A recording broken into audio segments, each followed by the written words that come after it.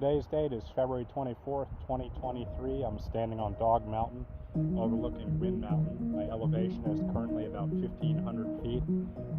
As you can see, there's a little bit of patchy snow on the ground standing over the river here.